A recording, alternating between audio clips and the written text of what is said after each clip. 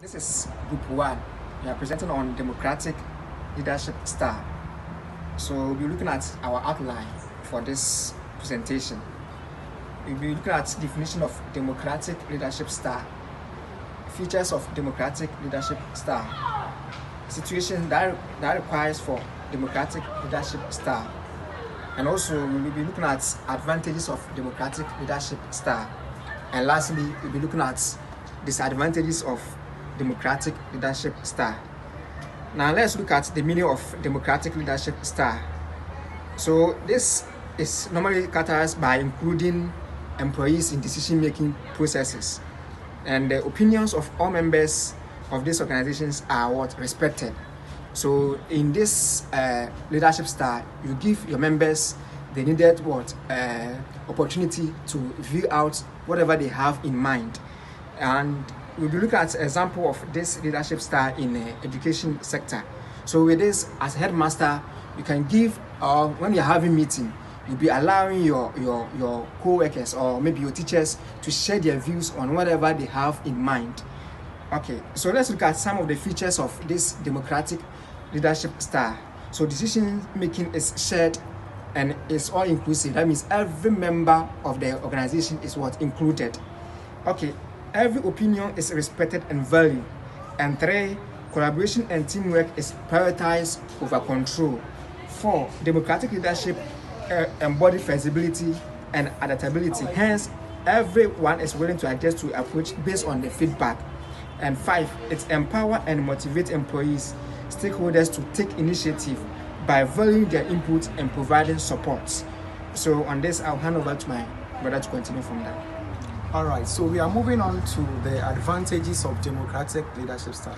As we already know that democratic leadership style is a kind of a leadership style that allows its followers to take part in decision making. So our first point for the advantages is the style of leadership encourages creativity and innovation. Now, encouraging creativity and innovation, the leader leaves some of the works for his followers. Example, as a teacher, you give room for maybe your students to also take part in decision making processes. Then the second one we have, it increases employer or stakeholders morale and engagement. Good. So this one, as maybe being a CEO of an institution as a school, I give room for my staff members to collaboratively bring their own understanding or ideas about a particular policy. Then it's also it promotes teamwork and collaboration. Good. So example, we have using Ghana's political system as an example, as a democratic state, we have the parliamentarians that go to the parliament and then they debate upon a particular issue. The example that we can give is the bill that was just sent in look for maybe school feeding programs and things. We came together, collaboratively spoke about it, and then we came to a consensus. Then we have it uncovers diverse ideas which can inform better decision. Good. So a situation whereby this is democratic, you bring about your idea as a leader. You may have your own advantages. So one of them is that as far as I'm telling you what I think, someone is also telling you what he or she thinks. It delays time. So our first point is decision making is time consuming. Decision making is very time consuming. We can take an example as our parliamentary sittings as an example. A whole lot of issues.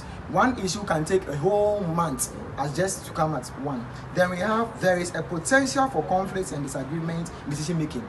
I'm still using our parliament. You see how they fight always issue because of what this democratic leadership style. When it's come to schooling, to our heads and then our department heads sometimes comes with all disagreement, which is also bad. Then we have difficulty in reaching consensus. Is very difficult.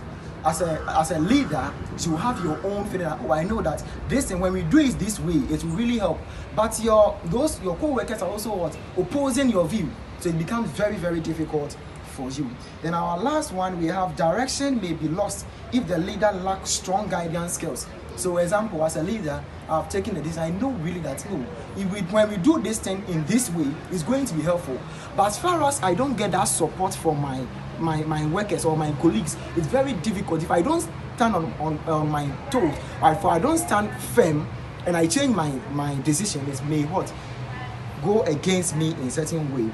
So in a nutshell, we are saying that democratic style of leadership allows its followers to take part, and at the same time allowing its followers to take part, it had advantages that I can bring my idea, you bring your idea. Also, at the same time, it can also be time consuming. Thank you very much for this presentation. My name is Emmanuel Kwabena Fusu. Thank you. Okay, my name is Opoku Prince Adesam.